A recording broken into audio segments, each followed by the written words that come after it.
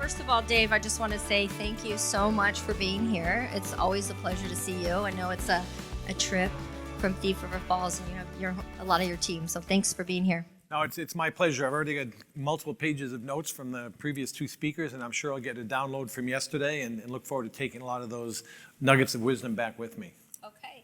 Well, let's just start and just get to know you a little bit, Dave, before we get into all of our discussion. So just tell us a little bit of your background. Like, how did you get into this industry, and what led you here at your position at DigiKey? Tough question after Andre. It feels a little insignificant when we talk about exploding out, because it's a little less exciting. I believe. Like Andre, I'm an engineer, electrical engineer, and in the mid '80s came out of this industry not sure what I wanted to do, and it is kind of like that circulation, the going around full circle. It's starting at a customer of companies like ours at Digital Equipment Corporation that does no longer exist, but hopefully some of the folks remember that little entity.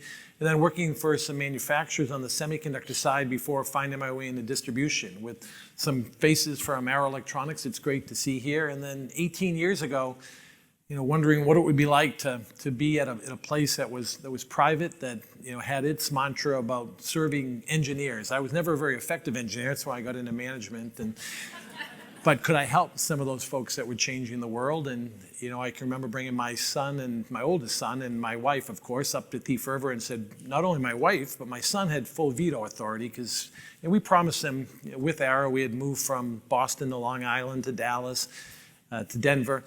And, it was so welcoming community. I can remember the first, drop my son off at the school, and a young man picks him up, brings him over, introduces him to the football coach, the principal. And then, of course, wonderful interview up there. And so for some of the folks that have visited us, it gets a little cold in the winter. It's early December, and the hotel at the time had a pool in the front, and the moisture from the pool was causing the door. It was -8 was a high for the weekend, and it just kept freezing the ice casing. So they had a fan blowing on the door to try to melt the ice from the inside.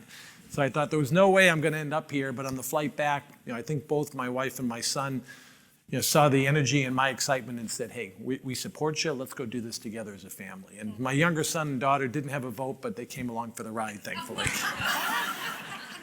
That's so funny. But it also brings up the topic, too, that, these are the sacrifices you make when you become a leader. You got to move, and you got to be willing to relocate sometimes. But so here you are. So tell us a little bit about your position, though. Tell us what you're doing now. Tell us a little bit about DigiKey. Sure.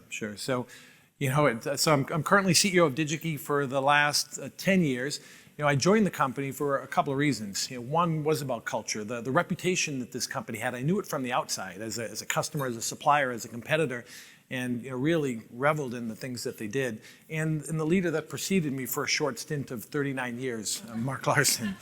And I got to know his style. And when you have the opportunity to choose what you want to do and who you can do it with who you can do it with, it's so liberating. And I knew Mark was, you kind of look at in life, I think of things in sports analogies. If I'm an assistant coach and I want to model myself after some sort of a head coach, Mark was the type of coach that his traits, I think more resembled where I aspired to be and how I inspired to lead. And then meeting the team, and you've gotten to know a bunch over the years, it was just a match made in heaven. The culture of the area, the upper Midwest. I'm from Boston, but my mom's side of the family is from the Midwest in Wisconsin, and it just felt so natural. And East Coast, West Coast, we pride ourselves on moving fast, and we think that's the way to go. And the Midwest, particularly upper Midwest, says, hey, you don't have to move so fast to get things done. And just a good time to do that. So I remember, probably everybody does, the DigiKey, the catalogs, remember the old days, and now we're all digital. But real quick before I get into one of my questions for you, what you said that Mark was a role model for you. Why? What was it? Yeah, I think it's his understated style. Anybody that knows Mark, and probably many in this room do, he's physically of stature, not this 6'5", former football player, and very calm, it seems on the outside. And I think people misunderstand how competitive he is internally. One of the most competitive people I've ever met, but he didn't feel like he had to wear it on his sleeve. And he always felt like, he could achieve it by succeeding and servicing, working with others, delighting our suppliers, delighting our customers, delighting our team members was going to be, his way of going about doing things. And it was always, and you talk about connection and still so much for me to learn. I can remember coming in there and I loved my experience at a big public company, but everything is about delivering results now, short term. You come in and you're thinking, I've got 30 days to make a difference or I may be out. And Mark would always start the day with, hey, I listened to the radio last night. Your son sounded like he had a really good hockey game. Or, I saw this in the news. Had your daughter's picture in the paper. She achieved something at school. It was always a personal connection that always started his day with me. It wasn't, hey, where are the numbers? Where are we here? And it resonated with me. And it just reminds me, and some of the things we want to talk about is, if you want to influence, you want to work with, you want to collaborate with people, you got to get to know them first. And Mark did that so well. And it was, I've always found that I learn more from people that are opposite from me, because those weren't my natural. It's kind of that what Michael talked about this morning, direct. Get in there and say, okay, where are we today? What is the task at hand? Instead of starting with a little bit slowness, a little bit slower to make sure you understand the people you're working with. Yeah, and you know what I love about Thief River Falls? It is the cutest, sweetest town. Like those who haven't, I'm sure most people have been there, but it's one of the only airports you can fly into, and you literally land, and they're like waiting for you with your keys, like or the keys in the DigiKey van. Like you just walk out. It's just so easy. Everything is they're just so hospitable, and every time I go to DigiKey, it's just that sweet little town. I love it, and they have the DigiKey bucks that you could use all around town too, which is kind of fun. You might want to just say that real quick. We're just excited to get visitors. We don't get a lot of people up there. We're not a destination. But, what Jackie's alluding to is Digibucks. We decided early on, it was such a key part of the community. An interesting stat is, the last one I heard was 48% of the labor force in the county works at DigiKey. So that is truly symbiotic. We wouldn't be where we are without the community, and we have a responsibility in turn. So for different times of the year, spring, Christmas, et cetera, we give out Digibucks, a little bit like chamber bucks that have to be spent in the community. So it's rewarding, thanking your team members, but letting that have that extra multiplying effect back in the community itself. It's fun to see even big institutions like Walmart on there. We proudly accept Digibucks. It's one of the neat nuances. It's super cool. But I wanted to show just a couple pictures, just to bring a little flavor to DigiKey and some of the people, and then we'll get on to some questions. But Dave, I was just going to show a few of these pictures because I'm super impressed with the state-of-the-art facility you all just built. So I don't know if you want to touch on that one real quick. Really quick, because I know we've got some competitors and partners in here, and believe me, their facilities are pretty amazing. Mark understood early on that he didn't want, people, I think, assume, they make assumptions. And you're going to come up to DigiKey near the Canadian border, and it's going to be a nice, kind-hearted folks, but they're going to be a little behind the times. And everything we wanted to show was quite the opposite, that the fact that we are remote meant that you had to work a little harder to get from point A to point B. And so, in the ability to be private, to have an owner that doesn't meddle, or he's the best owner you could imagine, that says, hey, I'm not looking to build an island. He hasn't changed his lifestyle, never been married, no children. So he says, hey, grow a company and create a company and continue to have a company that I can be proud of. And in automation, our customers don't want to pay for waste. So do it right the first time. Do it right so that we can take waste out of the system, so our employees, what I don't know that shows in here is how clean the facilities are, what the break rooms look like. We want the team members proud, particularly the 9 months of winter we have when they come in the building, they get warm, that it's a place that they're happy to be in and be a part of. Well, thank you, Dave. All right, and so we'll move on, and I'm just going to put this up for now, and then we'll get to some conversation. We'll come back. So he's like, oh, great, I get to look at my... So since we'll just start with this, since we're here for we, so might as well start with this. What is, when you called me that day, Dave, which I have to say is rare because, right, we usually don't have people just looking to come find us in the industry at large, especially back when we were starting. You did that. You actually made that attempt and you reached out. Why did you do that? And then why has this relationship continued at DigiKey? Yeah, we talk about that often, and for me, that's a really easy answer. It's, I'd like to say, it's altruistic. I believe in leveling the playing field and equality, and while I do believe all of those things, whenever you come into a new environment, the first thing you do is assess that environment. what are my strengths? What are my liabilities? What resources do I have in abundance? Which do I have in scarcity? And Mark said the same thing when he handed the reins over. He said, I don't worry about the external world. I don't worry about growth. I worry about us. And I mentioned a little bit about the labor pool. You can imagine that it's fairly finite, particularly in leadership. And when you looked around, you said, well, what are those commodities, or what are those resources that are untapped? It was clearly, for me, it was women in leadership. We, unfortunately, and to this day, I'm still not proud of the numbers, we have a higher percent of women within the company. We're about 5,000 employees, and almost 4,000 are in Thief River Falls, to give you some perspective. So we have a large base of very hardworking women employees. We have a higher percentage at the supervisor level and at the manager. And again, like so many other companies, it falls off as you get into senior manager, senior directors, VP, CEO, et cetera. And that's the untapped resource for us. So I came to Jackie not, hey, what can I do? I want people to realize DigiKey cares about these things. While we do, absolutely, we needed you. We needed to find a way to not have our women leaders plateau prematurely beyond their capabilities. And so it was self-serving. And I've told you from that day one, I came to you because I needed something from you, from we. You have a bunch of men leaders and you ask men leaders, how are you going to develop women leaders? It's a little bit of a challenge. And so over the years, the resources that we has afforded us, I can remember you had your first national meeting like this, and not dissimilar, probably smaller in size, I think it was around 80 people. We said, we need a chapter meeting. And I want it to be not only DigiKey, but let's open it up to women leaders in the community. In that very first meeting, we capped it at 225. And that's when the light bulb went off that said, hey, there's something to this. And again, the folks from DigiKey that have been here, that have participated as members, they've helped bring that back. To listen to the speakers, to help educate the women, to feel comfortable with some of the topics around, hey, I can remember these statistics. If a man applies for a position, if they meet 3 or 4 of those 10 characteristics, they're in. They're going to apply. And oftentimes for that woman, it's I got to be at a minimum 9. And things like that, they sink in. And you say, what, this stuff is real. It's not imaginary. So how do we confront that? And we have a mutual goal to grow the company and grow the leaders. And the speakers that have come up over the years have been phenomenal, and our commitment to continue to do that. So, it's not thank me, it's thank you and thank the organization.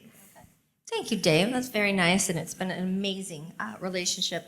So let me ask you this. We're going to get into a lot of leadership stuff, and this is you speaking somewhere on AI. I asked your team to send me some pictures, but what?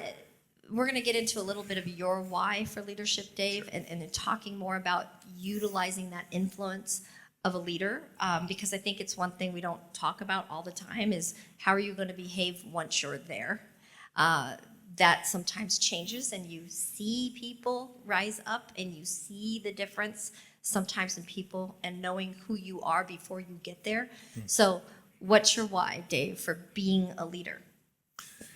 Yeah, it's a good question. One of those thought provoking. A couple of things come to mind. For one is, to me, is frankly a service. Is the role of a leader is to serve. And maybe early on in my life, I'm the oldest sibling of 4. My mom was 17. She left school without her high school diploma to get married. I came around a year later, and she found herself at 24, divorced, no high school education. I had 3 younger siblings, and so right away you kind of get thrown into that position of how can you help? How can you take that role? And so it always felt natural to say, hey, how can I help coordinate, facilitate, get a group together, figure out what are our goals, where do we want to head, and then some of the things that Michael talked about. It's an interesting to have the ability to achieve things collectively with folks and play a role in trying to orchestrate that and do it in such a way that the team can achieve its goals and its members its goals individually. And so again, we're starting with my family and then with a smaller entity. And frankly, I never would have imagined that it would be a larger entity like DigiKey. When I came there, I asked Mark, I said, hey, like that head coach analogy, I'm not asking you to guarantee or promise me anything except that you'll help me grow. You'll help me teach and learn to continue to grow. Leadership's like any other skill. It can be acquired, it can be honed, and it can be developed. And so I looked at it that way and just marveled in it. I marvel at successful leaders, and I marveled at leaders that failed in trying to diagnose it. Much like Andre was fascinated by the universe, I've always been fascinated with leadership and how to try to be effective and continue to up your game little by little. I love that about you, Dave. I do. So what are some, okay, so as a leader, it's not so easy. Yeah. And so when you're making your hard decisions as a leader, how do you stick by your convictions, make those tough decisions, but you're caring about the people and in the organization? But what is it that you do to go through those decision-making processes to make those tough decisions?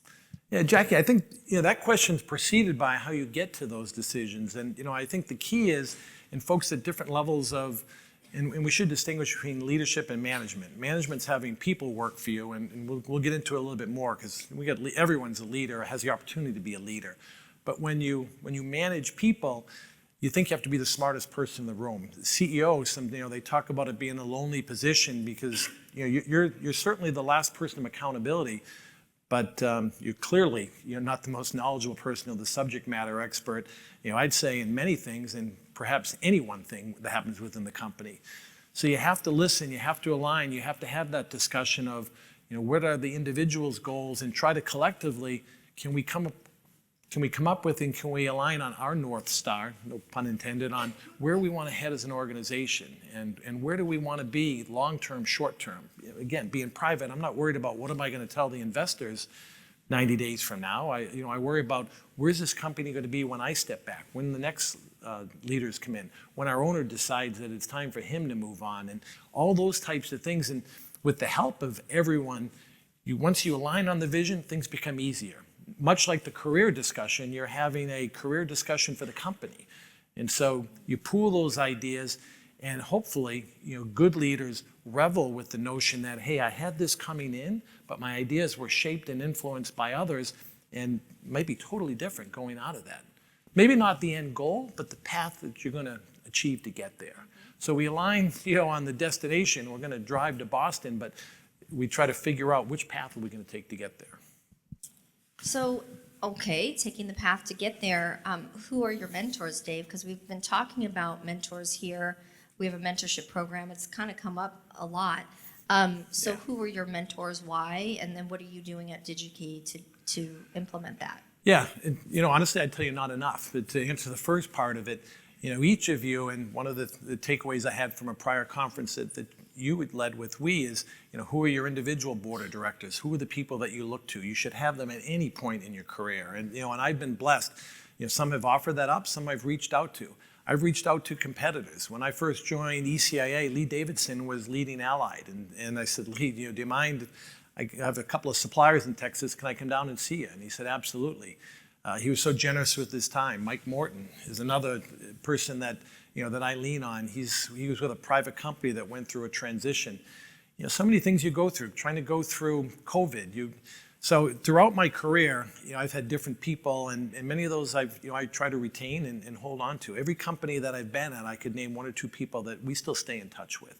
Now, the reciprocal of that is, I think so often as leaders, we are humble. We think more about our needs to find mentors for ourselves, and sometimes we forget about how others see us and our need to mentor others.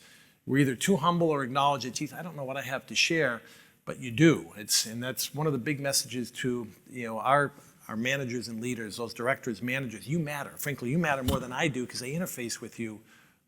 So there's formal programs. I've been part of that. And then there's been informal. And to date, I'd say we're more informal, but one of the most amazing leaders in our company, well, and Linda Johnston, and she's looking to put more structure and to have that a more sustainable part of our organization. So let me ask you, as people are rising up in the organization, where we were talking prior about leadership influence, and what do you feel about that, though? What do you feel about people in a power position utilizing their influence? How do you navigate this in an organization? Like we're talking about here, Michael, of people being entrepreneurs, right? Yeah. So, but how do you bottle that up and make sure that people are actually using their influence in the way and the direction that you're intending for the organization. Yeah, influence is one of those words that's got a couple different sides of that coin, connotations. Sometimes when you first hear it, you think about persuading someone, and, try to convince them to your point of view. I would say influence, maybe the first question you ask yourself is, who influences you? And that gives you a good idea. And I think if I asked any of you that question, you'd name some people, and I'd say why. And it would probably start with, I have an immense amount of trust for that individual. And so if you're looking to influence people, I would say you put that in the reverse order, and you say, if I haven't built the trust, and you build that through familiarity, then there's no hope to influence them. And then again, influence them to what? You'd like to think it's a common goal. I've always found that there's disagreements of opinion, but if you thought about that along a spectrum, it's typically not at the end goal. It's not even a couple of stages. It's some of the earlier stages. So back to my analogy, it's disagreeing. Are we going to take a left turn? Are we going to go north from Minneapolis to get to Boston? Are we going to take the southern route? Not that we haven't aligned on where the goal is. So I prefer to start with what we have in common, what we agree with, what we're aligned on. And now you can have an open discussion. And that's critical. And there's far too little of that today. And we don't need to digress into politics, but people don't seem to want to be influenced. They don't want to come into a discussion with an open mind that says, I have some of these thoughts and ideas and beliefs, but I know they're not all totally mine. You have different ones. And again, as I mentioned earlier, if I can walk out of a meeting learning something that I get a different perspective from, I see it of value, as opposed to, hey, I come in here and I believe these 5 things, and my goal is to convince this audience that I'm right and that they adopt these same 5 things. So back to it. So influence, you have the ability, and again, it's not a title thing. Believe me, there's a lot more folks I think that are effective at influencing the organization. And so when we're going through a major change, we look at cascading messages from the top, but we also look at those key drivers inside of the organizations, those quiet leaders. They may not have a team reporting to them, but you can be darn sure when in the break room, they're the person that they're listening to. Have I listened to them? Do they buy into this vision? Do they even understand this vision of where we're going? Michael talked earlier about the number one thing that most of our organizations are dominated more with rank and file than directors and VPs. So if they dominate the number of folks and their number one care about is stability, well, how do I make sure that I've addressed that and they understand that where we're going is not to threaten that stability? It's complicated, and that's part of this journey. It is. Okay, so I'm just going to pull in some things that we talked about yesterday. Yeah. So we were having a little open discussion, and it did come up about, we're passionate women leaders, just like our male colleagues are passionate, right, about their jobs. And sometimes, we might need to step out of the room and shed a tear. We might be upset, might cry. Is that a big deal? Yeah, I'd say, obviously, the answer is no, it's not a big deal. I think, again, what precedes that is, and I learned this, my takeaway from notes from Michael, he talked about the story of someone with autism, and I'm not, go with me a little bit on this comparison, that we're all different, and we have different ways of expressing ourselves. And I think, as we spoke about that, it happens. To me, it's very comfortable. What I've learned is, and believe me, this isn't a gender thing.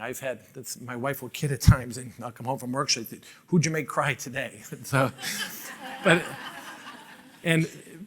some of it's out of happiness, out of joy, accomplishing a major goal. Some is concern. Some is some things that have happened at home that are coming into the workforce. And you just quietly try to sit back and listen, which I do. I need to do a much better job at. I took that acronym down there of how to approach that, and just quietly bring the tissue box. And sometimes, to a fault, I feel the need to fill a space instead of just being quiet and listen and let the person, and ask them, would you like to take some time? Would you like a moment? But again, what I really took away from the discussion this morning is, even before that, making sure from the team that you understand, how do you express yourself? How do you show your emotions so that it's not a surprise when it happens? With the discussion on autism, do you mind if I touch you or I hug you? And just getting to know each other in that way. And we've talked about, I remember the summit you came to, and you've referred to it several times when we've talked as the superpowers of men and women that we talked about. And because we do have different superpowers, and they're good. They're good that they're different, right? So typically men have certain superpowers and women have others. And it's beautiful that when they come together, it's just the magic spot, right? So, maybe you can talk to that, Dave, and just how have you seen that show up in your organization? Yeah, certainly. For folks that don't know what we're talking about, particularly, well, anyone in here, please, I don't know if you've recorded it, but go back, because clearly any of us that have had kids know that two boys are different from each other, two girls, but there are certainly some things, and was it Shauna that I think led that one? Dr. Sean, yes. Dr. Sean? Here somewhere. It was really eye-opening to me because I could relate to a lot of the things, and the beauty of it was it wasn't good or bad. There were just some differences, and her, I think the message was, how do you blend those two? So, I'll bring one into action. We build a new warehouse. We spend a lot of money, a lot of technology, and not everything is going perfectly. And we've got really smart people, but getting them to play in the room was challenging. Getting the folks in the PDC, with the folks from the operational excellence, from the software guys that we always like to throw under the bus. And so we had the lack of cohesiveness. So I asked Linda Johnson, who was heading up our global customer service and our executive vice president of operations, but nothing to do with the warehouse. I said, you've been doing this for a number of years. Will you take this role, having the warehouse, operational excellence, the quality team reporting into you? And she said, what are you, crazy? I'm not going to bring any subject matter expertise to that. I said, you're not. The subject matter experts are in the room, but what you bring is a sense of calmness. You approach it. And the things that stand out to me is male leaders like to be risk-taking, like to make quick decisions, and there's a more thoughtfulness, a more, as I had mentioned earlier, understanding the players in the room. And Linda's got a bunch of little signs and sayings, and one of them says, are the right people in the room for that discussion? And so she's been doing that for a couple of years now, and it's worked wonders. It's she didn't say, hey, you know what, we've got to realign this pick-pack station and we've got to do this. But the team worked at a different level. And I had some folks that were skeptical. The gentleman that led the warehouse said, hey, no disrespect, Dave, I love you and I love Linda, but what is she going to bring to the party? And I said, just you hold that question and let's talk down the road. And the team loves her, and we're now looking to put her into another area, help run our transformation office. And I think we're going to pull her away. They're going to be fighting every step of the way, but we'll figure that out. Well, there's two things there. One is that Linda stepped into a big challenge. And so we talked about this as women too, is stepping into those opportunities. Even if you don't know, Mino had addressed this yesterday as well, is just step into that space where you're willing to learn and grow, and you can learn it, right? So Linda did that, and then she also was given the opportunity. Yeah, and so the other thing for the women in this room is, different environments. I can't speak to all of yours, but I can tell you in general, speaking for myself, men tend to come across like we know what's going on, we're self-assured, but some of that's just a little bit of a facade. And we do want to improve, we do want to, and I think back to a specific off-site meeting, and Terry Ivanishin and Linda were both in that, and Yvonne, whose name I passed on to you recently, was facilitating that. And she said, hey, we have a little bit of downtime. Let's talk about some other topics. How are we doing around gender equality and unconscious bias? And I was like, we got that nailed. Let's go on to something else. And Linda and Terry both said, excuse me. And it took me aback. And I said, well, what are you talking about? Please say some more. And she said, well, last weekend you talked about what you were doing Saturday, and you reached out to Shane and Chris and Mike and said, hey, are we going to golf this weekend? A supplier said, hey, I've got tickets to the Vikings game. Do you want to bring some people? And who did you ask? 3 other men. You never even thought of us. And and through probably one of the things I try to be most sensitive about, because you just don't lose that instantaneously, is that unconscious bias. The things that you don't see. The word unconscious implies I'm not trying to be chauvinistic. I'm not trying to exhibit these traits, but I don't see them. I credit Linda and Terry for calling that out. And now I go back to them regularly. We have a meeting, and I'll say, time out, Linda, how did I do here? And we've got this comfort level where she's not afraid to tell me, hey, you know what, here's another example where you've got to pull back. When she exposes her leaders, both men and women, to present proposals to me, she says, Dave, stop and listen to the proposal. You're on page 1, right away you're flipping through and you say, can we go to page 17 and talk about that? She says, don't do that. So Linda and others like that are a gift to me, because we all have those blind spots. Again, by definition, that's what it means. You're blind to it. And if you don't have people that there's enough trust where they know they can call that out, it's not only a disservice to you and the organization, but to that leader. So do your best to be the Lindas inside of your organization, not afraid of calling that out. And I'm willing to bet the vast majority of time that'll work out with a great ending. If not, there's plenty. I see some of my counterparts in this room that feel similar to me. Come call us when we have openings, and we'd love to have you part of our team. That was part of yesterday, Carla. You talked about that, right? That was part of the let me, is being honest. And thank goodness that Linda is able to do that. And you see how it affects and helps so many other people when we have that honesty. I think that's awesome. But the other thing too, and we're not gonna spend a whole session on this, but I do think it's noteworthy to say women at large are very empathetic people at large, right? And tend to exude that very naturally.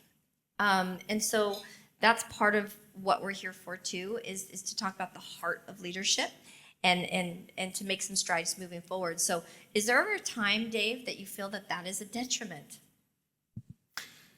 I think detriments come when two people see things differently. And, as we've said, sometimes we're thinking from different sides of the brain. We can, another thing that Sean gave the example, Dr. Sean, that day, she talked about, when given a scenario during an interview or something of the like, it's usually oftentimes because of the way the hierarchy cascades, it's a male conducting that discussion saying, hey, how would you handle this situation? And she gave the example where very frequently the male would say, hey, I would do this, this, and this in this time frame, and they would come back with a sense of immediacy, which reinforces what men are looking for. And they may ask a woman the same, and she'd be more reflective, and maybe that would come across as unsure of herself or not confident, when instead it was, hey, I don't like to try to tell you what the puzzle looks like with only 10% of the pieces. Give me some time. And in organizations, what you find is there's times when you want that quick decision making, and there's time where you do need to gather some additional information. So again, her message was not either side is right or wrong, but think of the power if you can bring both of those together. And that does come full circle to why we do need more gender equality and why we do, diversity does strengthen teams and lead to better outcome and better performance. And I'm just going to flip back real quick, just because we're talking about this right now. Hold on a second. Hello. And we'll get there. But this is the team, right? Is this your? Yeah, this is, and again, even at that, I'm not proud of the fact that Linda's the only face in that. I would say where some of the gains we make, if you go to that next level down inside of the directors, when and the team here knows it well, the Missy Halls, the Lisa Pittmans, the Tiffanys, the list goes on and on. So we are building a bench, because you also, it's not how fast you get to a position, men or women aside, but making sure that you're ready when you get into that position. And I love the discussion about start that development, not after you give someone the role, but in advance of that. How liberating is it for the individual to know, hey, they see me on this career path, and let me try it out. And you'll find that some of those star salespeople may decide, you know what, I don't want to be a sales manager, and you avoid that catastrophe. But yeah, this is the team, and you talk about some of the diversity. One of the guys on the left that's been a part of Shane, on my left anyway, Shane Zutz was my kid's high school principal teacher, and he was my son's varsity baseball coach. But we had discussions a couple times a year. We talk about leadership, and he exuded it, and he was thrilled with that. And I said, really, you're involved with teaching children from elementary up to high school. How'd you like to come to an environment where you take them now the rest of their career and lives? And again, brought no direct subject matter expertise. And the team said, what's he going to bring us? He doesn't know anything about benefits, about comp programs, about policy. And I said, well, do you? Yeah, I don't need someone to tell me that. I said, exactly. Let's get somebody in here that can help figure out then how we drive growth for you and others in this organization, different from how do I solve your problems. He's not going to come in to do that. Yeah. Great team. And what you were talking about, layers, I was just there a couple months ago, right, at DigiKey. We had a really great panel. You have some amazing female leaders, and I would have to say, we always say it's about progress, not perfection. So you start where you are at, and you can see when you have the heart there, things happen. You have to give the patience the grace for improvement and for results, right? And so I noticed a huge, just a real change at DigiKey and real progress in the sense of I see so many female leaders rising up at DigiKey.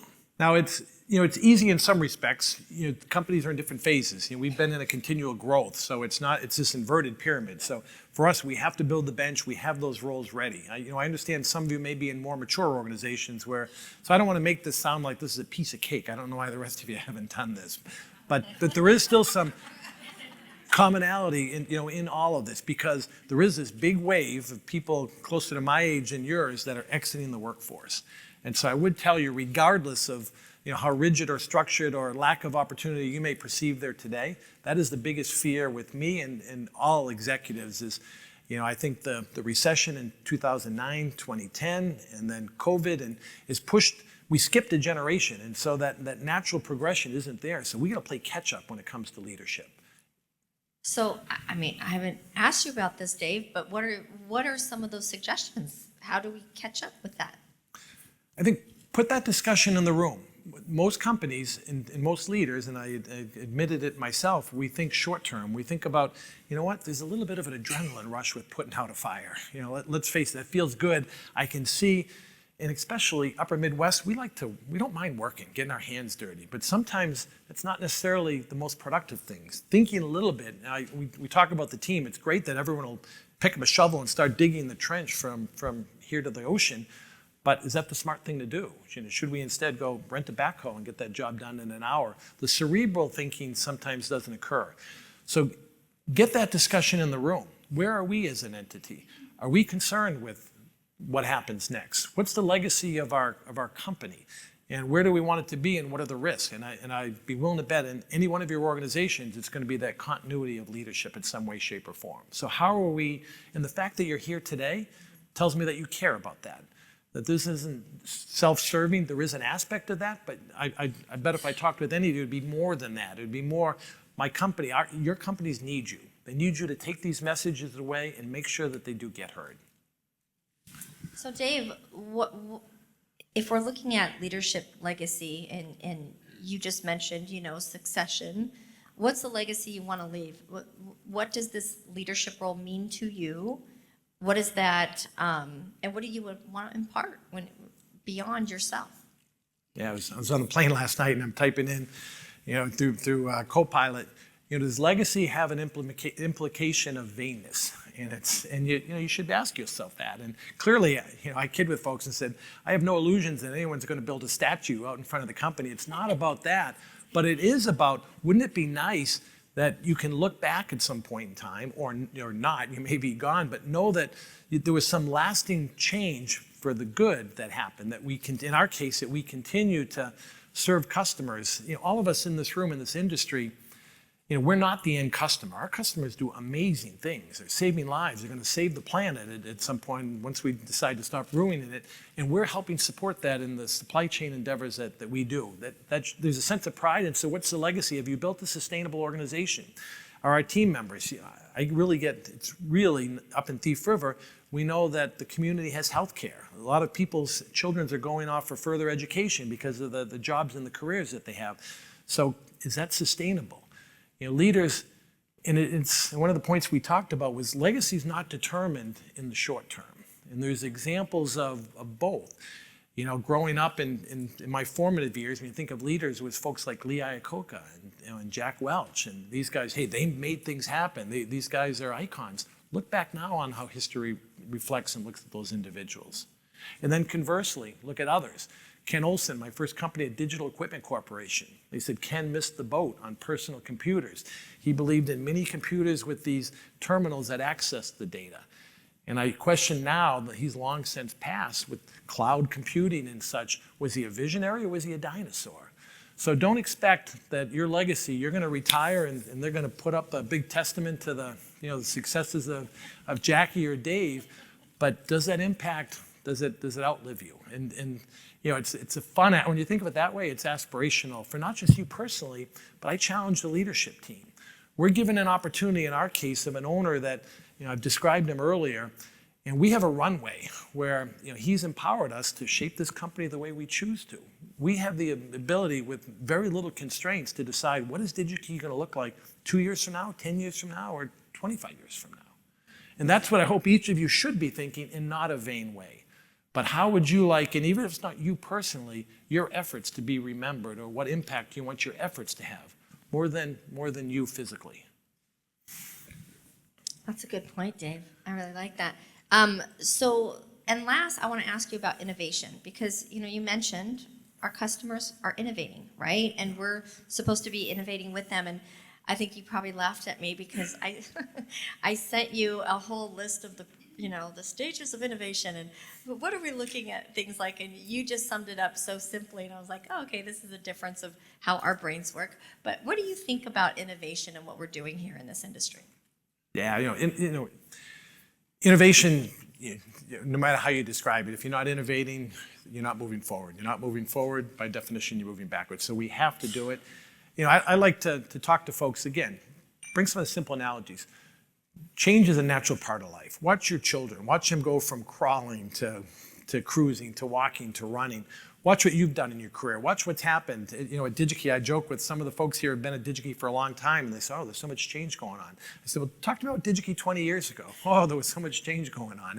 It's the mind has a way of making the past seem like it was very stable, and the present seem like it's very uncertain. So as long as you can keep some North Stars, I have a habit of pulling back some slides and that people clap and applaud to in the presentation, probably because they feel they have to. And I say, you know what? If I timestamp that, that's a slide I showed 8 years ago. And so the sad part of it is there's consistency. That's a good part. The sad part is we haven't made as much progress as we want to. And so how do you get people comfortable? Well, again, it goes back to the trust, which builds an alignment to a goal, that builds the ability for them to influence you and you to influence them to come to these mutual visions, and then recognize the milestones along the way. The other thing Linda and others have taught me is, I've always kind of personally believed that, hey, I'll take a nanosecond to accelerate success, but I don't want anybody to get complacent. Let's get that next goal out there. And I've got folks on the team that are wonderful at saying, hey, Dave, we're not going to get complacent. We're not going to feel entitled, but we need to stop, rest, acknowledge the success we've just had. People need that. And we each need different things. We each have different buttons that drive us, and you'll never know all of them. And so again, the more through the diversity in your team, you'll figure out more what your team needs. So we have a panel coming up later that I'm very excited about, and it's our digital transformation panel. But I wanted to ask you, so they're going to address a lot of things in their panel, but do you feel that we are there, Dave, with our innovation in the electronics industry as far as keeping up and innovation and everything that is involved with that? Yeah, nowhere near. And one of my favorite speakers to listen to is sitting over there at the end is Michael Knight. And Michael has done a much better job of staying up with technology. I would say we're about to enter a period with AI, the likes of which we've never seen in our life. When we have guest speakers that come to DigiKey to try to get people prepared for it, they talk about this is like when electricity came in. People didn't know exactly how it was going to be used, how transformative. So I would say everything we've done to date is preparing for you for this next round of monumental change.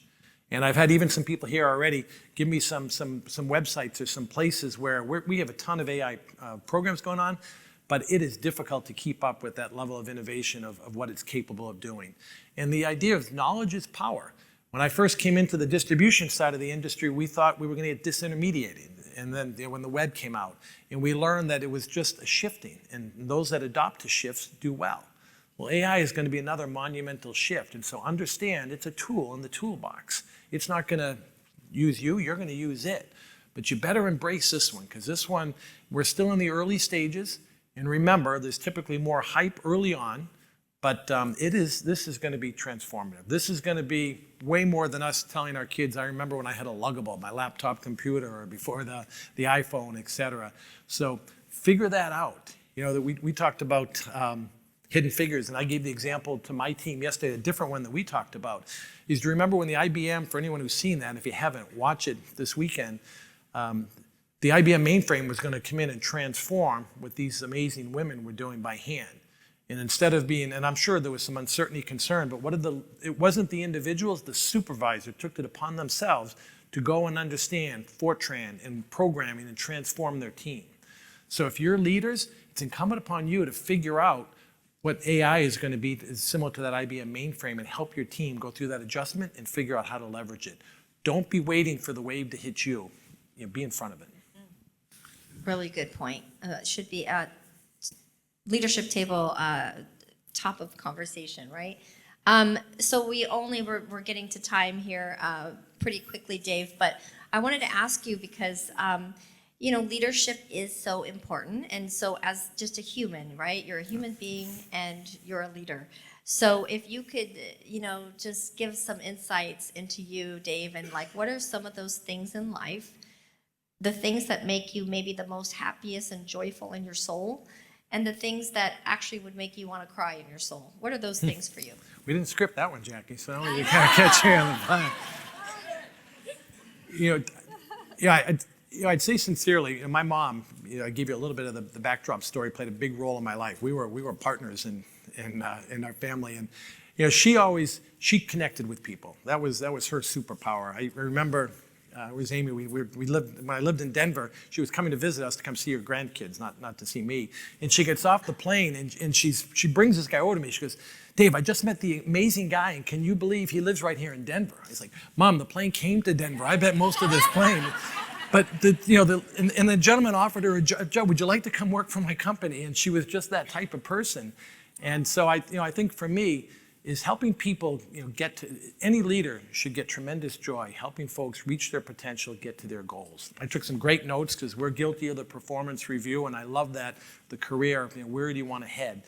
And if you can't get some joy out of that, I don't know what you can. I'd say on the heartstrings is, many of us have a chance to travel globally, and I've been engaged in a project 2 weeks ago. A school that we've been working on for 3 years just opened in Malawi, a country I'd never heard of until I got engaged with this in Africa, because there's 17,000 kids that don't have access to a secondary education. So it's it's like a small college in the sense that the kids can't travel, so they live on site, the teachers live on site. And what really hit me was, we've got budgets, and I said, hey, we're, of course, coming from corporate, I want a strict governance on what the money's being spent on, so send me a list this week. And the list on the second week of school, as the students start arriving, they came over a 3-week span, because some are walking, riding bikes, however they could get there. They said, we need a little bit more money. I said, for what? Well, for toilet paper and for some sanitary things for our women. There's 150, half women, half men. And they said, you don't understand, for most of these kids, it'll be the first time they've slept in a bed or used a toilet. And when you talk about, so I'll be out there. We're going to have the grand opening. We wanted to, hopefully shake out some of the bugs October 25th. So I'll be back out there. And some of the folks in this room have been tremendous in donating to that cause as well. And you've got to also find those things outside of work, because they ground you.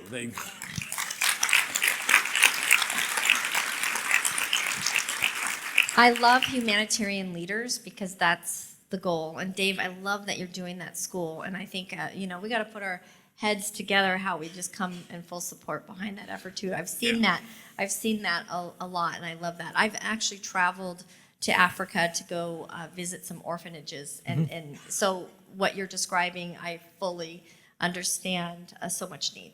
And I applaud, and I learned that from others. Believe me, I look back and there's so much more you'd like to have done, with your life to help others. And, each of you, I'm sure in your own way, are involved in it. So it's not that one project's any more important than the other, but there's so much. We are so blessed. The one thing that I took away, and, I stayed at the Archbishop's trying to be very careful to kill every mosquito I could see in this dormitory with cold water. And I said, when do you get to the point? Because these people are just so happy with having so little. And I said, when do you transition from being so appreciative to what you have, do you come back home to being so dissatisfied because you want more? I don't know where that bridge gets crossed, but it's not until you see some of that you start to think a little bit differently about yourself, your family, your job, your company, your career. I agree with you, Dave. So I'll just take 1 minute and see. Does anybody have any questions of Dave before we start wrapping it up here? While we have him here, does anybody have any questions? Sarah. Dave, Sarah Rich with Supply Frame. Yeah. So we've been a long-time partner. You guys have done tremendous work over the last couple of decades on growing the company. One thing I personally notice is you keep the culture at heart. Sure. Like, all the people that I work with on your team embody that. So if you think about all the things you've been talking about with change coming and everything getting faster and new leadership coming in, what do you think is the most important to keep that culture at heart? And more importantly, how do you notice when it's getting off track? Ooh, Back in. that's a good question. How do you notice when the culture's getting off track? That was really good. It's huge. It's huge. And, every company aspires to grow, but boy, the challenges that come with growth. We try to do a lot of, we do believe, that's what brought me there. It's just, they didn't, the community didn't care who I was or who my title was, but am I a good person? Is there integrity? And I tell some of the folks that I'm jealous, I'm envious when they were there when there was 50 people or 100 or 200. They all knew each other, knew each other's families. They had one Christmas party, everybody attended. And so you try to consciously, though, remind folks. We talk about that all the time. We want to continue to feel small as we get larger. So every incoming group that's coming into the warehouse or customer service, those are the two largest areas where people come in. Myself, Shane, the business functional leaders, we meet with those folks. We talk to them. We get to know them. We've got a company culture up there that when we get a blizzard, everybody has a second skill. Mine is picking, because packing's too complicated, and God forbid I go into the receiving area. And people seeing you in there, there's just a connection where it just feels so natural. That was the culture before I got there. And then I meet with the folks. Everyone that retires, it's been there 20 years or longer, I try to have some face-to-face time and say, what's one thing, what brought you here? Why did you continue to make this commute? What would you tell me, because people can be very honest when they're leaving, their last day. What's one thing that you would never change, and what's the first thing that you would change? And you get those inputs, and you just listen. And exactly as stated earlier, you don't have to respond, just listen. But it's not without its challenge. We left the Thief River boundaries. We opened an office in Bloomington, and then in Shanghai, and then in Munich, and Enschede, and trying to travel. I'd say it's hard to do over Teams meetings. That supplements a relationship. It's hard to create a relationship. So be intentional. Be in front and center. Get in front of folks. Answer the hard questions. If you have nothing to hide, don't hide it. If people are confused, oftentimes with the lack of information, they'll put in their own ideas of why you're doing it. I get a kick out of every once in a while with social media. They talk about management like them. I'm like, are you kidding me? We live in Thief River. Our kids go to school together. It's us. It's not them. If you've got questions, come talk to me. But that's easy to say, but make sure you're out there. I've got my calendar. My leadership team looks at it and says, how come you have so much open space on your calendar? I said, it's because you have so little open space. It's like you guys are doing so much of that work. It gives me that flexibility. It doesn't mean I'm not busy or not productive, but it's doing things we're allowed time to be spontaneous, for somebody to come up to you, to see the mom whose daughter your son took to the prom 10 years ago, whose work as a custodial, and ask her how her day is going and what's happening. And it's those people that really have the vibe of what's going on in the company, not the executive VP that works for you. That was a really good question. Any other questions? Where's the softball ones? Come on. Oh, is that you, Janine? Are you raising? Yes. And I pitched for a few years on softball, so I can send you a few pitches. I'm back here geeking out with Laura. Laura Stengel. Yeah. Yes. Because I'm like, who is this man? Why haven't I heard of him and seen you speak? Because you're hitting all the gems of the research that Jackie and I have been trying to present. As far as leadership and your analysis of the film Hidden Figures, where you saw how it was the supervisors who took initiative to investigate the changes and then bring it back to their team. That was wonderful. Initiative is cultural. Like there's certain background issues, cultural issues that look at different ways that people take initiative in certain situations. How do you and your leadership team deal with that and make sure that people have the necessary support to grow that difficult skill, especially depending on their cultural and situational backgrounds? Good question, Janine. Yeah. May have played softball, but it must have been fast pitch. It wasn't slow pitch.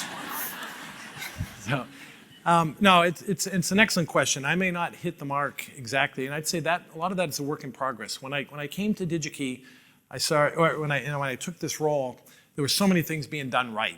Part of my task was not screwing it up. But two areas that I wanted to make a difference. One is this mindset of continuous improvement, because success, you can be very innovative and entrepreneurial early in your career as a company, but as you start to achieve some success, you start to get conservative. You start to want to go into the prevent defense. Anybody that follows football knows where that generally leads to. You lose your lead and things get precarious at the end. So how do you maintain that? The second was we were very good at training people. We will train folks how to answer a phone within 3 rings, how to answer a question, how to pick a part, how to package it, et cetera. We didn't excel at L&D. learning development, how to grow leaders. We're guilty of that. Let's take the strongest picker with the highest pick rate, let's make them the pick supervisor. Same thing with IT. Let's take the best programmer, we'll make them the head of that group. So that's still part of an evolution. We took two of our leaders, Shane, who's naturally in education, and Linda, she's with her 35 years, and they went off and got some external helping, and we've done it two ways. We've tried to raise the tide of the baseline across the company, taking things like Covey principles, et cetera. And then we created our own program, our own ALP, an accelerated leadership program where we'd pick classes of 20 at a time. And to date, we've gone through, I believe, 4 of them. It would be it's an 18 months intensive to get folks functionally across the organization. And we'd go through a number of different topics. We'd put them on projects. And the number one benefit was they got to know each other. And so as we started having challenges in the organization, they naturally reached out to some of their cohort partners that were developed. So far from a finished product, but those are the things that and we never deviated. You know, we've had the crazy times of COVID, and then the last couple of years, not so exciting on bottom lines of companies, but some of those things you have to stay the course. And, you know, kudos to DigiKey and to you, Dave, because you're doing it. And, you know, that's the key, is just putting these types of programs, doing these things, making the changes, and just continuing with it. But this conversation went so fast, stay right here, I'm not going to kick you off the stage. But I just wanted to flip through real quick, see some of your team, yay, all this smiling faces here at DigiKey, that's what I love, Dave. And I wanted to show a quick video real quick. Oh, and right there's your wife, right? Absolutely. Yes. And let me just click here to something. Was this quote, I put this in here, Dave, was this from you? It was in our notes. I don't know. I threw that in there because I was like, was that a Dave Doherty, or that just gets stuck in there? Way too smart for me. But it was a good quote, though. So you mentioned coach, and so this, I think of you when I think of this. So I'm going to play this. Mediocre people don't like high achievers, and high achievers don't like mediocre people. Just like our spring practice right now. You know what my goal with spring practice is? Get the right guys on the bus, get them in the right seats, and get the wrong guys off the bus. So one of these days, you're going to be working in an organization, and somebody's going to try to do that to you. So which one of those people do you want to be? Do you want to be somebody that's trying to get off the bus because you're satisfied with mediocre performance? Because you can never have any team chemistry in your organization if everybody's not committed to the same standard and the same things.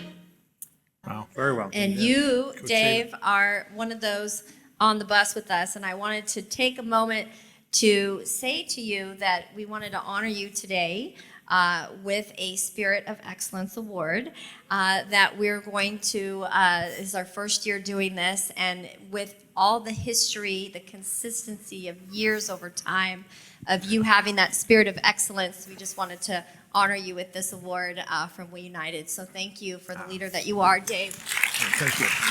Thank you. It means a lot. It means a lot. Thank you.